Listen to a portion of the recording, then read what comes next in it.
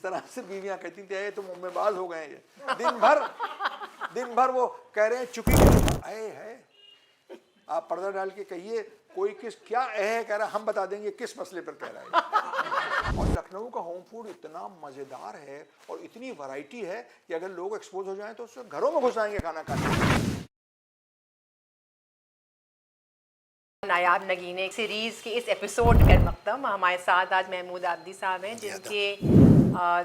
जिनके चैनल को मेरे ख्याल से हम लोग ने बहुत से लोगों ने या सब लोगों ने देखा है, और कल्चर बाज़ार के नाम से, और उसके ज़रिए लखनऊ को बहुत जाना है, और छोटी छोटी चीज़ें जो लखनऊ के बारे में हैं और हम लोग को नहीं पता है और नहीं पता थी, उसके बारे में अब हम लोग थोड़ा थोड़ा जानने और समझने लगे हैं। बहुत ख़जाना है आबदी साहब के पास लखनऊ की बातों और यादों का, और उम्मीद है कि आज हम थोड़ा सा उसे कुरेद पाएंगे और कुछ चीज़ें निकलेंगी। तो आबदी साहब, हम लोग थोड़े से सवाल से शुरू करेंगे इंट्रोडक्टरी, वो ये कि कल्चर बाज़ार का ख्याल कैसे आया आपको? आप बम्बई में रहते हैं, बम्बई में आप प्रैक्टिस करते हैं, लखनऊ से दूर हैं, तो क्यों लगा आपको कि ये शुरू किया जाए?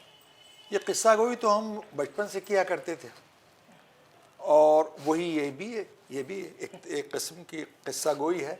लखनऊ में दो सिंफ हैं इसकी एंटरटेनमेंट की, जो पहले मास एंटरटेनमेंट हुआ करता था। एक थी दास्तान गोई और एक थी किस्सा गोई। दास्तान गोई ये थी कि कहानी बहुत स्ट्रक्चर्ड होती थी। दास्तान अमीर हमज़ा है, उसमें जंग के वाक़यात हैं, इस तरह की पर्शियन और बहुत सी स्टोरीज थी, और रात भर लोग सुनते थे, जैसे अरेबियन नाइट्स की तरह से। एक किस्सा गोई होती थी जिसमें बातों में बातें निकलती थी। दास्तान गोई के लिए ऐशबाग बहुत मशहूर था।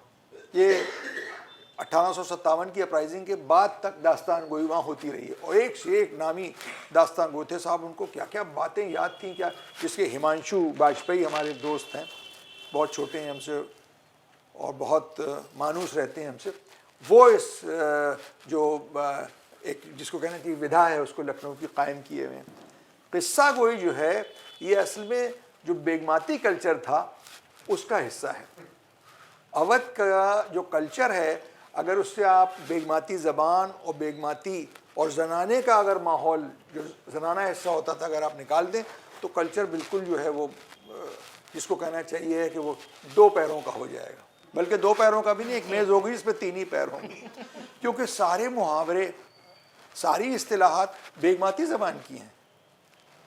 मर्दों की जो ज़बान है वो शाइस्ता होती थी बहुत ज़्यादा, बेगमाती ज़बान है उसमें मुहावरों की ज़बान होती थी। जैसे कल हम नखास गए अपने कुछ अजीज़ों से मिलने, तो इतनी भीड़ थी तो सुन के बहुत अच्छा लगा। उन्होंने कहा, अरे साहब अमा तुम कहाँ आ गए, यहाँ तो खवे से खवा छिला जाता है। अब बताइए, खवे से खवा ये मुहावरा, खवे से खवा यानी अंगूठे से पैर का अंगूठा छिला जाता है, खवे से खवा छिला जाता है। अब ये इस दो लफ्ज़ में पूरी दास्तान बयान हो गई इसकी। ये एक्सप्रेशन बहुत इंपॉर्टेंट था। बहुत से मुहावरे ऐसे होते थे कि जो अब उठते गए हैं, लेकिन औरतें बोलती हैं। हमारी एक फूफी थी, अभी उनका इंतकाल हुआ, उनका नाम था अहमदी बेगम। वो बहुत मुहावरे बोलती थी। वो कहती थी कि जैसे कोई इतरा रहा है, कोई बहुत ही इतरा के चल रहा है, तो वो कहती थी, हम चकले गली तंग, हम चकले गली तंग, यानी हम मोटे हैं और गली तंग है। बस आप समझ जाइए कि उससे नाराज़ हो गई ये। और अगर किसी को वो नो लिफ्ट करना चाहती थी तो कहती थी, नदिया तो क्यों गहराती है, अहमदी तुझमें पैर ही नहीं धरती। क्या मुहावरा है साहब, नदिया तो क्यों गहराती है, अहमदी तुझमें पैर ही नहीं धरती। इस तरह से बेगमाती ढेरों मुहावरे घरों में बोलते हैं, हम लोग बोलते हैं बॉम्बे में, हमारे बच्चे अपने कॉलेज में, जबकि उनकी मादरी ज़बान अंग्रेज़ी, वहीं के पले बड़े हैं सब वो। लेकिन जो घर का माहौल होता है, हम लोग तो वही ज़बान बोलते हैं। आपको नहीं लग रहा होगा कि हम बम्बई में रहते हैं, वहाँ भी लोग समझ जाते हैं। तो अक्सर हमें टेलीफोन करते हैं लोग, कोई न्यूजीलैंड से कर रहा है, कोई पेशावर से, बहुत से बच्चे फ़ोन करते हैं कि मैं उर्दू में पोस्ट ग्रेजुएशन कर रहा हूँ, मैं आपकी तरह उर्दू बोलना चाहता हूँ। मैंने कहा, बेटा उसके लिए तुम्हें वहीं पैदा होना पड़ेगा। फिर बहुत से लोग कहते हैं कि हम लखनऊ घूमेंगे आपके साथ, तो मैंने कहा हमको भी लेते चलना, तो हम वहाँ कहाँ रहते हैं अब। तो ये जो है ज़बान का जो जायका है, वो यहाँ की ख़ास जो हमारी जो पूरी तहजीब है उसकी शिनाख्त है। दो ही चीज़ें हैं, चीज़ एक ही है, ज़बान एक खाने वाली है और एक बोलने वाली है, और ये दोनों ही चीज़ें जिंदा हैं लखनऊ में। खाने वाली तो माशाल्लाह यूनेस्को ने भी उसको रिकग्नाइज किया और पूरा, अब तो पूरा शहर जैसे जामा मस्जिद के पास उर्दू बाज़ार हो रहा है, उर्दू तो ख़त्म हो गई, वो खाने का बाज़ार हो गया। कल हम गए थे वहाँ छोटे इमाम बाड़े के पास, तो बुर्जियाँ उर्जियाँ तो दिख नहीं रही थी, बस यही दिखाई दे रहा था, फलानी बिरयानी, फलानी चाय और फलानी शीरमाल, यही था साहब। लग रहा था कि कोई फूड कार्निवल हो रहा है। बहुत बड़ा। और कहाँ से लोग आते हैं। कल दोपहर में इदरीस के यहाँ हमने देखा कि वहाँ यंगस्टर्स, छोटे छोटे लड़के लड़कियाँ, कॉलेज गोअर्स होंगे, यंग प्रोफेशनल्स होंगे, वो सब लाइन में लगे जैसे राशन की दुकान की लाइन में लगते हैं। और वो कमबख्त मुंह दे के बात नहीं कर रहा है, वो कह रही है ज़रा गोल गोल बोटी दीजिए, को उसने कहा सब यही लेते। हमने कहा तमीज़ से तो बात करना चाहिए, लेकिन सबको ऐसा मज़ा यहाँ का जायका ज़बान पे चढ़ जाता है कि फिर वो। सबसे बड़ी खूबी लखनऊ की क्या है कि यहाँ का जो स्ट्रीट फूड है, दुनिया में स्ट्रीट फूड, अभी हमारे दोस्त अमिताभ अग्रवाल साहब कह रहे थे, स्ट्रीट फूड मतलब काम चलाऊ होता है हर जगह, लेकिन यहाँ का स्ट्रीट फूड है कि बाहर के जो रेस्टोरेंट्स हैं उनसे बहुत बेहतर है। वो हुआ यूँ, पहले उससे आपको बता दें कि दास्तान गोई हमारी जो थी वो शुरू हुई थी चौथे क्लास से। यहाँ के पहलू में एक जगह है अमेरिकन लाइब्रेरी, जो अब कोर्ट बन गया है, वहाँ पिक्चरें आती थी अमेरिका से, और वो स्पूल वाला रेफ्रिजरेटर होता था, वो एक ख़त्म होता था, घर पे दूसरी चढ़ाई जाती थी। तो एक जो वो था, क्या कहते हैं, स्पेस क्राफ्ट, वो जाता था तो उसके 1 महीने के बाद ही आती थी फिल्म। तो हमारे भाईजान हमको दिखाने आते थे। तो अपोलो 11 ने लैंड किया था चांद पे, और अपोलो 10 की फिल्म आई थी। तो हम जाके अपनी जो दादियाँ थी उनको सुनाते थे अच्छा। कि वो चांद पे जा रहे हो, दिखाओ। वो कहती झूठ बोल रहा है, यही पका करता है इसको। तो हमने कहा नहीं उछा। तो उन एक हमारी फूफी की सास थी, वो कहती थी अरे इतनी लंबी सीढ़ी कहाँ से बनाएंगे वो लोग। अच्छा अगर जा रहे हैं तो हमको क्यों नहीं दिखते हैं जाते हुए आसमान में, मतलब अब बताइए। अब अगर उस ज़माने में इंटरनेट होता तो ये सवाल हम नासा को भेजते कि ये लोगों की तशवीश ये है यहाँ। तो वो किस्से सुनाते थे धीरे धीरे धीरे धीरे। अब ये हुआ कि जब ये कोविड हुआ, सब लोग घरों में कैद हो गए। हम लोग जब यहाँ रहते तो ईद हमारे यहाँ बड़ी मशहूर ईद होती थी, गवर्नर साहब आ रहे हैं तमाम। तो हमारे दोस्त हैं प्रोफेसर राकेश चंद्रा, यूनिवर्सिटी वाले। तो राकेश ने हमको फ़ोन किया कि तुम वो रिकॉर्ड करके भेज दो, हम किसी को सुनाना चाह रहे थे क्या क्या कैसे होती थी। तो हमने कहा कि अच्छा भेज देंगे। तो हमारी बेटी ने उसको इत्तेफाक से रिकॉर्ड कर लिया, और वो जो रिकॉर्ड किया तो राकेश ने कहा तो हिट हो गया, इसको और बढ़ाओ तुम। अब वो होते होते उसका, इस चैनल का पहले नाम था रमज़ान की रौनकें। उसमें बहुत इनपुट्स, बिल्कुल इंटरनल नुआंसेस हैं, कभी देखिएगा आप शुरू में, जो आमतौर पर लोगों को मालूम नहीं है। जैसे ये कि लखनऊ की इफ्तारी हमेशा वेजिटेरियन होती है, बम्बई की इफ्तारी नॉन वेज होती है। वहाँ खाने और इफ्तारी में कोई फ़र्क नहीं होता। लखनऊ की इफ्तारी फुल्कियाँ जिसे हम कहते हैं, पकौड़ियाँ, फुल्कियाँ, चने की दाल, गुलगुले, रुतब, दही बड़े अगर हो गए तो हो गए। नॉन वेज नहीं होता था। महाराज कुमार साहब गलत तो नहीं कह रहे हैं, नॉन वेज नहीं होता था कभी इसमें। ये अब शुरू हो गया। हमने अकबरी गेट पे देखा कि वो मुर्गे की टांगें भी बिक रही हैं। ये इफ्तारी नहीं है, ट्रेडिशनल इफ्तारी बिल्कुल वेजिटेरियन होती थी, चटपटी। क्योंकि आपके दिन भर इसके पीछे एक हिकमत थी, दिन भर आप भूखे रहें तो पेट को आराम, एकदम से थोड़ी उसमें आप नॉन वेजिटेरियन ठूस लेंगे। तो इस वजह से जब चीज़ें, बहुत सी चीज़ें हमने वहाँ उसमें बताई हैं ईदी के बारे में, देखिएगा आप लोग उसको। तो वो 7-8 एपिसोड चले रमज़ान की रौनकों के नाम से। फिर उसके बाद ये हुआ कि भैया तो अच्छा लगने लगा लोगों को, उसमें कुछ ईदी की बातें और चूड़ियों की बातें और आदाब की, सलाम की, सब होने लगी।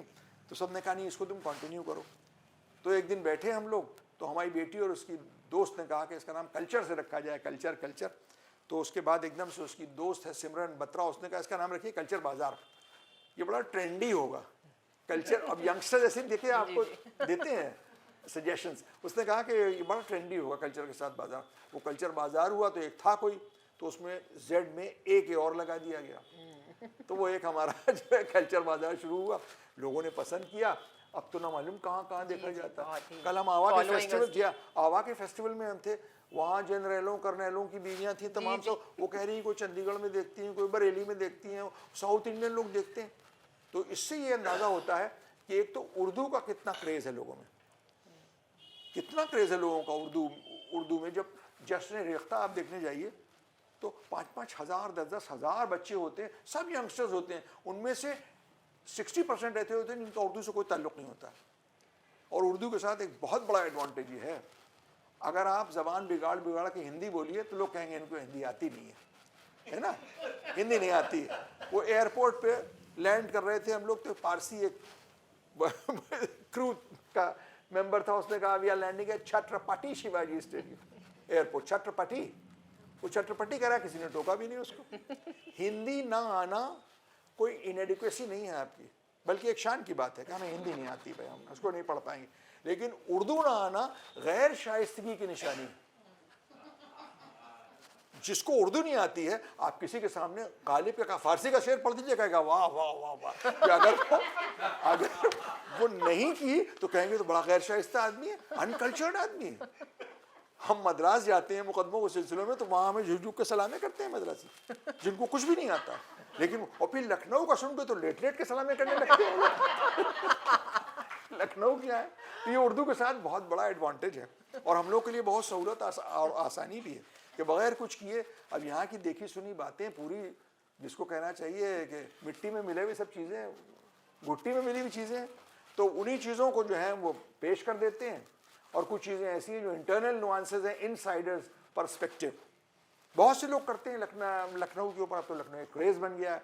सबसे पहला हमारा ही चैनल था जिसने ये शुरू किया, उसके बाद फिर लोगों ने और शुरू कर दिए। उसमें तो बहुत हो गए हैं, छोटे बहुत हो गए, लेकिन वो छोटी छोटी बातें होती हैं, पूरी मालूमात नहीं होती। कुछ चैनल खुलते हैं, फिर 3 एपिसोड के बाद बंद हो जाते हैं, वो उनकी सांस फूल जाती है। फिर ज़्यादा ना मैटर है और ना अंडरस्टैंडिंग है।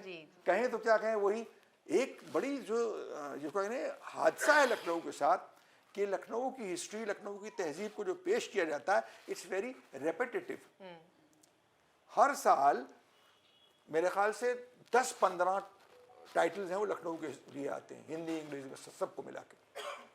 आज़ादी से पहले भी इंडियन सब कॉन्टिनेंट में 3 शहर ऐसे थे जिनके नाम से किताबें ज़्यादा छपती थी। लाहौर, दिल्ली, 4 थे, लखनऊ, कैलकाटा। लाहौर तो चला गया। अब दिल्ली, कैलकाटा और लखनऊ में जो मुकाबला होता है, उसमें लखनऊ की सबसे ज़्यादा नाम से आती हैं किताबें, चाहे उसमें कुछ भी नहीं हो। लखनऊ बॉय, मेहता साहब की किताब, उसमें लखनऊ के बारे में ऐसा कुछ नहीं है, उनकी अपनी दास्तान है, लेकिन नाम उसका लखनऊ, इसमें बिक गई वो खूब। लखनऊ के नाम आप कुछ भी करेंगे वो बिकता है खूब। तो लेकिन और ज़्यादातर ऑथर्स जो लिखते हैं वो वही पुराने किस्से नवाबीन के। अक्सर ये लगता है कि लखनऊ बिल्कुल एक फॉसिल बना दिया है इन्होंने, कि बस वो 1857 में ख़त्म हो गया। उसके बाद जो एक नई तहजीब, महाराज कुमार महमूदाबाद साहब मौजूद हैं यहाँ। आप लोगों ने उसके अवध के दरबार के जब डिसमेंटल हो गया, उसके बाद आप लोगों ने अपने दरबारों से जो उस तहजीब को कायम रखा है, और उसके अच्छे अच्छे वेरिएशन आए हैं, उन सब का कहीं कोई तस्करी ही नहीं होता। और वही अब्दुल शर्र की किताब के थोड़े से वाक़यात हैं, वही सब सुना दिए जाते हैं कि साहब वो एक पूरी ऐसी पक्की कि जब उसको फूली हुई थी बिल्कुल, जब उसको तोड़ा तो उसमें से चिड़िया निकली। बताइए, हो सकता है कहीं? ये कहाँ की बातें हैं? उसमें से चिड़िया निकली। वो ऐसी उल जलूल बातें, और लोग इतना लखनऊ की गप है नहीं, इतना फेबल्ड कर दिया है इस शहर को। मोस्ट फेबल्ड कंट्री है इंडिया का ये। लोग समझते हैं यहाँ परियां घूम रही होंगी। मैंने कहा हाँ, कि दूध और शहद की नहरें बह रही हूँ। मैंने कहा देखो कैसी नालियाँ उबल रही हैं यहाँ। लोग ये सोच के आते हैं, लेकिन फिर भी उनको पसंद आता है बहुत, क्योंकि अब भी बहुत सी हिस्टोरिकल जो हमारे एरियाज़ हैं, जो हेरिटेज डिस्ट्रिक्ट है, वो बहुत कुछ मेंटेन्ड है, तो आते हैं और बहुत खुश होकर जाते हैं, खाना खा के जाते हैं। आबिदी साहब, आपने एक बात शुरू में कही है, वो बहुत ज़रूरी है, वो ये कि बेगमात का कल्चर और ज़बान। जी जी जी।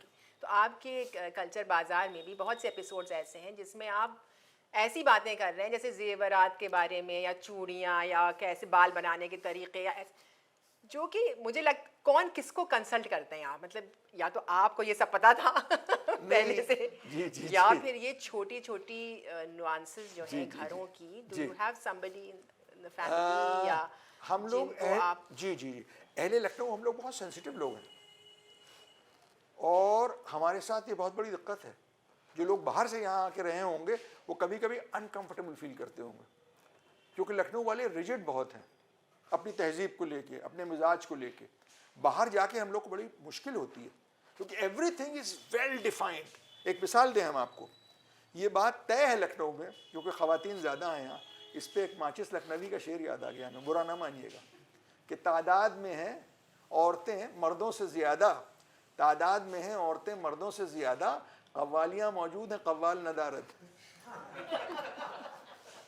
माचिस बहुत मशहूर मज़ाहिया शायर थे। फिर कहते हैं कि साले और सालियाँ और सलज सब है मेरे घर, साले और सालियाँ और सलज सब है मेरे घर, अब घर मेरा ससुराल है, ससुराल नदारत। तो बहुत चीज़ें, सब चीज़ें बिल्कुल वेल डिफाइंड हैं, और उस जो वो स्ट्रेट जैकेट है हम लोगों की, वो निकल नहीं पाती। जनरेशन लगेंगी जो लोग जाते हैं उनको, हर चीज़ डिफाइंड है। मतलब मिसाल के तौर पर ख़वातीन ज़्यादा हैं यहाँ, मरने की खबर जब किसी की आती है तो लखनऊ की औरतों को आप नोटिस कीजिएगा, उनको खबर सुबह 6 बजे हो गई है और उनको मालूम मैयत 12 बजे उठेगी, वो पहुँचती उसी वक्त हैं, और इस तरह जाती हैं कि जैसे बौखला के खबर उनको आई है। वो क्या, उसकी पहचान क्या है? कुछ मिसमैच का ब्लाउज़ पहने होंगे, कंघी ठीक से नहीं की होगी, ये सब चीज़ें, ये सब सीना बसीना चलती चली आनी, ट्रेनिंग है इसकी पूरी। या चप्पल अजीब सी बेतुकी पहने होंगी, समझा, और चीखें मार मार के रोना शुरू करेंगे। यहाँ मैयतों पर लखनऊ में जिसके यहाँ मरता है वो लोग कम रोते हैं, जो आते हैं वो ज़्यादा रोते हैं। तो ये सब चीज़ें जो एक तसन्नु, एक बनावट सी चीज़ें हैं, वो बहुत ज़्यादा स्ट्रेट जैकेट हैं। हर चीज़ के आदाब, हर चीज़ के तरीक़े बहुत डिफाइंड हैं। जैसे लखनऊ में छोटी छोटी चीज़ें हम नोटिस नहीं करते थे। बॉम्बे में जैसे मजलिस में गए कहीं, तो हम कहीं बैठते हैं तो यहाँ आदत है किसी की तरफ पीठ करते हैं तो उससे इजाज़त लेते हैं, बचपन से सीखा यही, उसको सलाम करते हैं, माफ़ कीजिएगा वो आया बैठिया। तो ये जो चीज़ थी, तो एक साहब बैठे थे मेरा, वो बम्बैया आदमी, वो गेट पे खड़े इंतज़ार कर रहे थे मेरा। तो उन्होंने कहा कि आप बॉम्बे के नहीं हैं। अरे मैंने कहा 30 बरस से यहीं रहते हैं, अब यहीं के हो गए? वो कहा नहीं नहीं। मैंने कहा क्यों? उन्होंने कहा आपने जो ये बात की है, आप लखनऊ के मालूम होते हैं। अब आप देखिए छोटी छोटी चीज़ें हैं ये सब चीज़ें जो हैं वो सब घुट्टी में मिली होती हैं। इसलिए लखनऊ के लोग, और ये थोड़ी सी कमी भी आप बता दें, जो पिटफॉल है, जजमेंटल भी हैं। यहाँ के लोग हर चीज़ को अपने कल्चर से डिसाइड करते हैं, जज करते हैं। या आप लोग जो बाहर के लोग हैं अक्सर वो महसूस करेंगे इस बात को। फोर्थ कमिंग बहुत हैं, मोहब्बत से पेश आएंगे, इतनी मोहब्बत से पेश आते हैं हम लोग लखनऊ वाले कि आपने कह दिया कि आप यहाँ की माश की दाल बड़ी अच्छी है, वो हर इतवार को आपके यहाँ पका के भेजेंगे। जब तक आप हाथ नहीं जोड़ लेंगे कि भाई अब माश की दाल हम महल्ला छोड़ रहे हैं, हमें जान छोड़ दीजिए, आप वो भेजते रहेंगे आप। एक और सिफत बताएं, आपको खाना पसंद आया, यहाँ हमने खाना खाया, आपने कहा कि साहब ये जो है ये खीर बहुत मज़े की है, तो जो साहिब खाना है वो आप खुद नहीं खाएंगे और खीर आपके साथ पैक कर देंगे। ये बहुत छोटी छोटी चीज़ें हैं, ये लखनऊ का मिजाज है। ये हम लोग वहाँ जब इन चीज़ों को बरतते हैं तो लोग बहुत शॉक्ड भी होते हैं और बहुत ऑड भी होते हैं कि ये क्या तरीके हैं क्या। तो ये जो नुआंसेस आपने कहीं, तो कुछ तो खुद भी वॉच की हैं, और कुछ बहनों से, फूफियों से, दादियों से, अब तो है नहीं खैर कोई बड़ा, उनसे पूछ लेते हैं, बहनों से पूछ लेते हैं कि भाई ये क्या है, इसके क्या मतलब हैं। और फिर कहेंगे कि जो बेगमाती कल्चर है वो रूह है यहाँ की। और बेगमाती कल्चर से मतलब बेगमात नहीं है, बेगमाती कल्चर का मतलब है विमेंस क्वार्टर्स जो थे, जो जनाना हिस्सा था, उसमें कौन होता था? उसमें बेगमात होती थी, घर की औरतें होती थी, मुलाजिमाएँ होती थी जो अवधी बोलती थी। उनसे मुहावरे आए हैं बहुत से, वो अवधी बोलती थी, बुआएँ हैं, और ड्योढ़ी पे काम करने वाले लोग हैं, और जो औरतें दिन में बैठ के किस्से कहानियाँ हो रही हैं, बातें हो रही हैं, वो सब जो पूरी तहजीब है वो इसको हमारे कल्चर को ज़िंदा रखे हुए। वरना उर्दू स्क्रिप्ट ख़त्म हो गई, उर्दू के शायर लखनऊ में कहाँ रह गए अब? आप देखिए इतने इतने बड़े मुशायरे होते हैं, लखनऊ का कोई शायर नहीं, वाली आसी थे आखिरी, उसके बाद तो कोई जाता भी नहीं, ना कभी बुलाया जाता। लोग समझते हैं वो थे मुनव्वर राना थे, वरना कहाँ उर्दू के शायर बुलाए जाते हैं। लेकिन ज़बान जो है वो औरतों से कायम है हमारे यहाँ, और रस्म व रिवाज सब उसी तरह के, वो किसी न किसी शक्ल में उसका अब राजकुमार साहब के यहाँ तो बड़े पैमानों पर होगा, अब हम लोग मिडिल क्लास हैं, रस्में वही होंगी लेकिन छोटे पैमानों पर वही होंगी। शादी में गगरी होती है, मटकी जिसको कहते हैं, साचक में आती है, उसमें दही रखा जाता है और उसमें पहले जिंदा मछलियाँ गले में, नाड़ा नाड़ा कहते हैं कलावे को, उसमें बांध के उसके गले में बांध दी जाती थी। अब आप लोगों के यहाँ महलों में चांदी की बांधी जाती थी, हम लोग के यहाँ चांदी की नहीं, गिलट की होती है, उस पर चांदी की पॉलिश करवा देते हैं। वो तरीक़े वही हैं सब। बेटी की हमारी इंशाल्लाह शादी है अभी 13 दिसंबर को, तो वो मटकी पहुँच गई है, और वो पहुँच गई हैं, चांदी की हैं मगर वो बहुत हल्की हैं, तो उसमें बांध दी जाएंगी। तो रस्में वही हैं। नज़र न्याज में अगर 5 फल होंगे तो 5 फल होंगे, किसी के यहाँ 5 फल के टोकरे होंगे, किसी के एक एक फल 5 होंगे। ये पता नहीं नवाबीन अवध ने क्या इंतज़ाम किया था कि जो शाही जो मिजाज था, जो महरों का कल्चर था, वो नीचे तक परकोलेट हो गया। इसीलिए Lucknow culture is a living culture, इसको कोई नहीं मिटा नहीं सकता है कोई। राजपूताने में आप जाइए, वहाँ महलों का कल्चर जो है वो गांव का कल्चर नहीं है, तो ठाकुर साहब का कल्चर है। यहाँ जो नवाब साहब का कल्चर था वही वहाँ भी है, परकोलेट हो गया नीचे। पता नहीं क्या इसमें हिकमत थी, उन लोगों ने खुद कोशिश की है कि अपने आप लोगों ने इसको एमुलेट किया है। इस वजह से जो है यहाँ की तहजीब जिंदा है। और हम थोड़े से सेंसिटिव भी हैं। You need to have an eye for finer details. बहुत से लोग देखते हैं, गुजरते हैं, उनको नहीं ख्याल आता है, लेकिन लोग देख लेते हैं उसको। तो दिलचस्पी की बात होती है असल में अपनी। वही बातें जो बताते हैं तो लोग कह रहे हैं तो हम तो रोज़ देखते थे, तो हमें बता रहे हैं। पसंद करते हैं लोग, उससे अच्छा लगता है। क्या होता है ना, सबके उसको कुछ कहते हैं मेडिकल टर्मिनोलॉजी, उसमें तागा फंस गया था।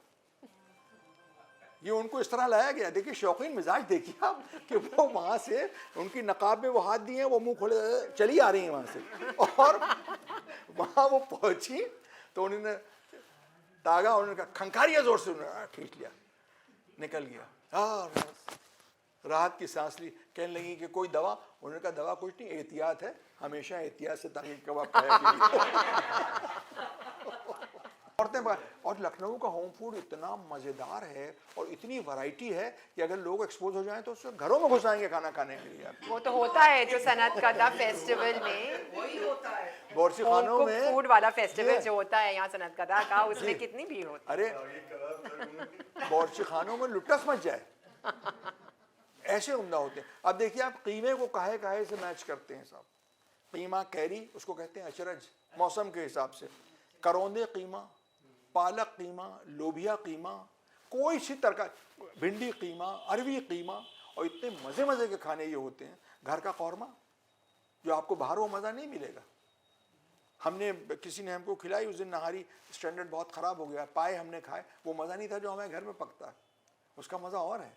ये पता नहीं क्या हुआ है, तो इतना ज़्यादा पकाने लगे हैं कि वो मज़ा जो लोग नहीं जानते हैं उनको अच्छा लगता है, हमें नहीं अच्छा लगा वो। एक तो कुलचे भी बिल्कुल, जिसको कहना चाहिए लखनऊ की इस्तिलाह में भदेसड़े हो गए हैं, मोटे। ये सब हम लोगों की ज़बान है, जो बहुत मोटा और बहुत ही वैसा हो, भदेसड़े हो गए हैं बिल्कुल। इतने मोटे मोटे अंदर से कच्चे रह जाते हैं, सीख ही नहीं रहे ठीक से, बस बिक रहा है खा रहे हैं लोग, बिक रहा है खा रहे हैं लोग। तो जब मास प्रोडक्शन शुरू हो जाता है किसी भी चीज़ का, तो फिर उसमें कोई क्वालिटी से तो कॉम्प्रोमाइज़ करना पड़ता है, सिवाय चाइना के। वो लोग जब बनाते हैं, अगर वो नहारी पकाएंगे तो हर प्याले में वही मज़ा होगा चाइनीज़ के। चाइनीज़ नहारी। हमारी बहनें कहती हैं कि गाड़ी में फला चीज़ है, गाड़ी में फला शय, फला चीज़, अच्छा मतलब फला शय जी भी नहीं, फला शय है गाड़ी में। बाजी हमारी माशाल्लाह बहुत मोहतात हैं सब बारों में। निकलते वक्त घर से दही मछली कहते हैं, बिल्कुल सही कहा, दही मछली। अच्छा, और तेल का शगुन किसके लिए होता है इस्तेमाल? चोर के लिए। ये लखनऊ की बहुत आजमाई हुई बात है। हमारे पड़ोस में दादी रहती थी हमारी, तो उनकी छत पे उनको शक होता था कि चोर आता है। कुछ नहीं चुराया गया उनको लगता था कोई दौड़ रहा है छत पे। तो वो नीचे अंगनाई में आती थी और कहती थी तेल तवा तेल तवा तेल तवा। बस ये उसके लिए बदशगुनी हो गई, अब नहीं आज ये पकड़ा जाएगा। तो वो चोर भाग जाता था। तो बिल्कुल सही है, दही कहते हैं, फला शय कहते हैं उसको नहीं। घी का नाम नहीं लेंगे, तेल का नाम नहीं लेंगे, और रात में तो बिल्कुल नहीं। रात में सांप का नाम नहीं लेंगे, कहेंगे जमीन वाला, जमीन वाला। इतना बड़ा एक खटोला होता है, उसमें एक ऊपर बल्ली लगी होती है और उस पर चादर सफ़ेद चांदनी धुली हुई तान दी जाती है और डोली में रख दिया गया। बेगम साहब बैठ गई उसमें, एक या दो औरतें बैठती थी, बच्चे बैठ जाते थे उसमें। हम बचपन में बैठे ये डोली से अलग है, उससे फर्क है। हाँ, डोली की कई मैं तो किस्में कहा हैं। हूँ। डोली है, फिनस है, चौपहला है और सुखपाल है। सुखपाल जो ऊपर लेके चलते हैं, जो आपको वो जो हॉलीवुड की फिल्मों में दिखाते हैं, इजिप्ट जब दिखाते हैं ऊपर वो शहजादी बैठी जा रही है, वो मोर बना हुआ है, वो है सुखपाल। मिर्ज़ा गालिब को दिखाया है कि जब उनको सीरियल में जब उनको छेड़ रहे हैं, ज़ौक़ को गालिब छेड़ रहे हैं कि हुआ है शाह का मुसाहिब फिरे इतना था, तो सुखपाल पे बैठ के जा रहे थे ज़ौक़। सुखपाल में फ़र्क यह है कि उसका बेस नीचे होता है और नीचे से उठाते हैं उसको। डोली में यह है कि डोली एक छोटा सा एक इंक्लोजर होता है जो उसमें लटका होता है, सुखपाल उल्टा होता है उसका, एलिवेटेड होता है। हाँ। और सुखपाल रास्तों के लिए कम इस्तेमाल होता था, जैसे बादशाह आ रहे हैं कहीं तो सबको देखना है उन्हें, सब उनकी ज़ियारत करना चाहते हैं। तो वो वहाँ सवारी से उतर गए हाथी से, उससे और सुखपाल पे बैठ गए। तो वो रेस्ट एक जगह पर हैं, तो लोग उन्हें देखते जा रहे हैं। वो पहुँच गए अपनी जगह। सुखपाल होता था। फीनस बड़ी होती थी।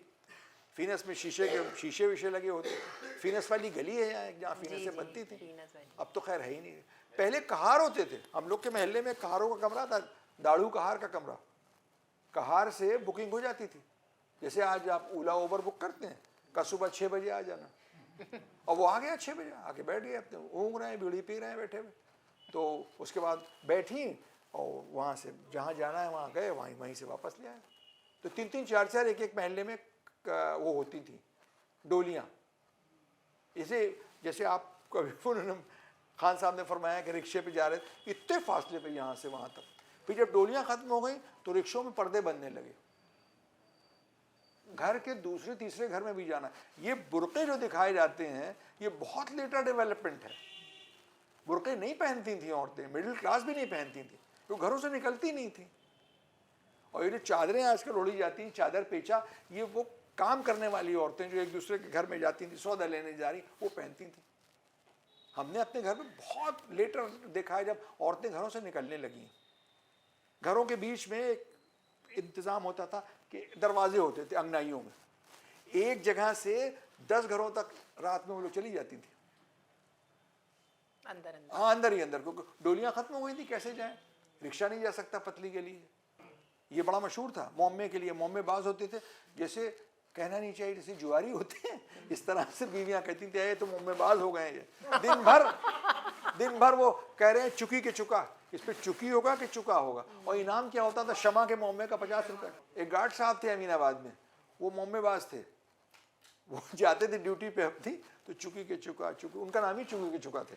तो वो एक दिन इसी झक में साइकिल अपनी, सब साइकिल ही पे जाते थे, गार्ड साहब वो जा रहे थे बनारस मालगाड़ी लेके, तो वो अपनी साइकिल उसमें बांधने के बजाय जो जाली थी किसी और की साइकिल में बांध गया।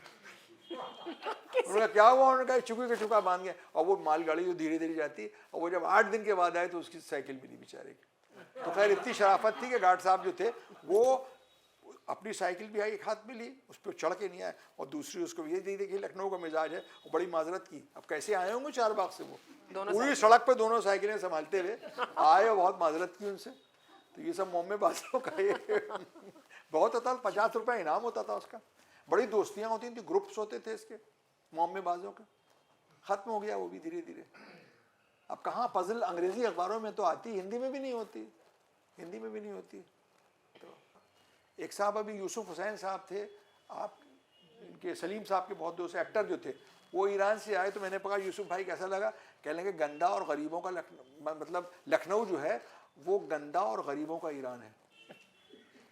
हम लोगों की पूरी तहजीब वही है, सीने पर रख के बात करना, तकल्लुफ। एक साहब की पोस्टिंग हुई ईरान में, टैक्सी में बैठे तो उसको पैसे दे रहा, कह रहा नो नो नो नो, 2 बार कहा, तो उन्होंने कहा थैंक यू, क्या उतरा, कह रहा पीछे आया, कह रहा वेयर इज माई मनी, और उन्होंने कहा हम दे तो रहे थे तुम।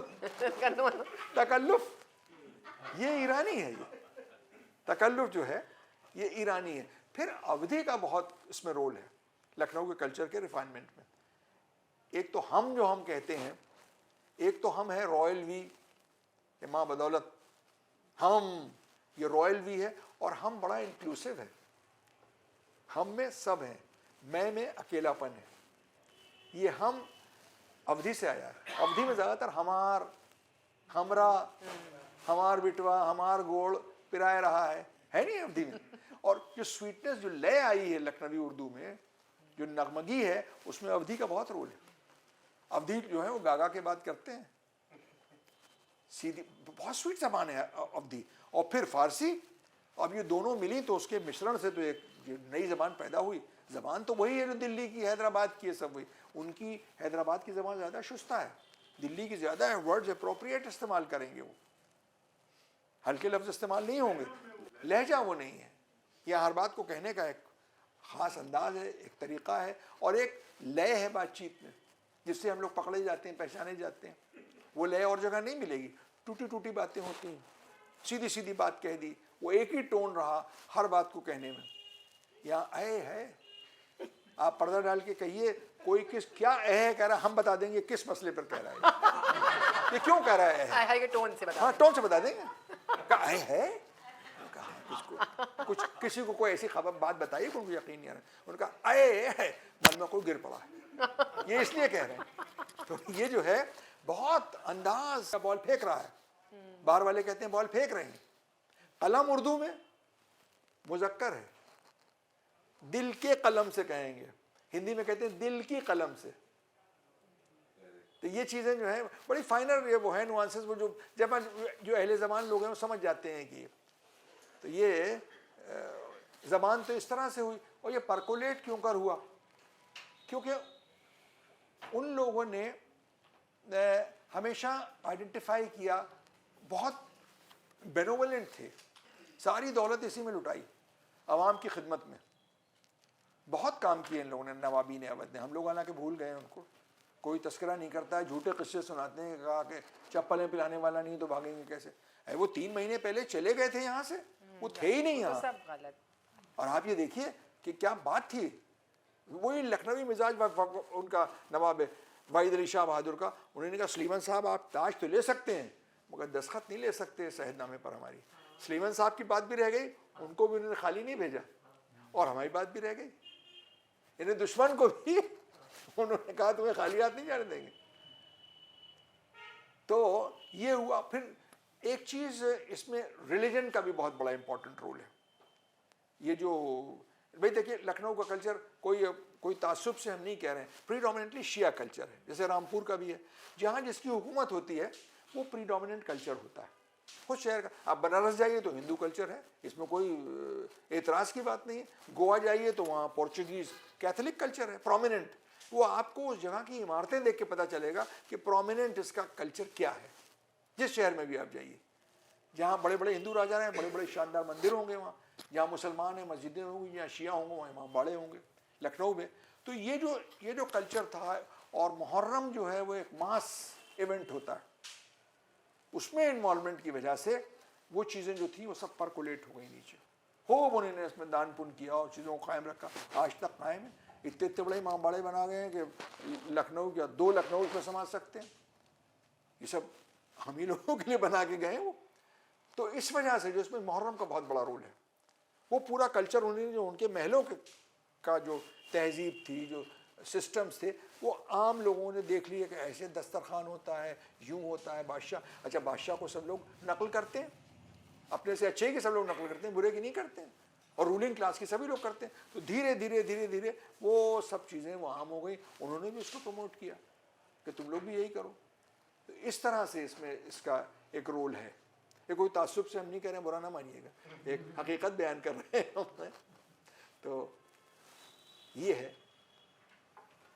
और कुछ कोई बात सवाल कोई कहना चाहेगा? अगर नहीं तो एक सवाल मैं ये पूछना चाह रही थी कि आपने कहा कि आज के जो नौजवान हैं वो मतलब इस कल्चर से वाकिफ नहीं है जी, तो इसके लिए क्या किया जाना चाहिए? क्योंकि मतलब इतना खूबसूरत कल्चर और 1-2 पीढ़ियों में अगर वो गायब हो गया या कुछ तो अच्छा नहीं, तो इसके लिए क्या किया जा सकता है? नहीं गायब तो नहीं होगा, गायब नहीं होगा, थोड़ा उसका फॉर्म बदल जाएगा।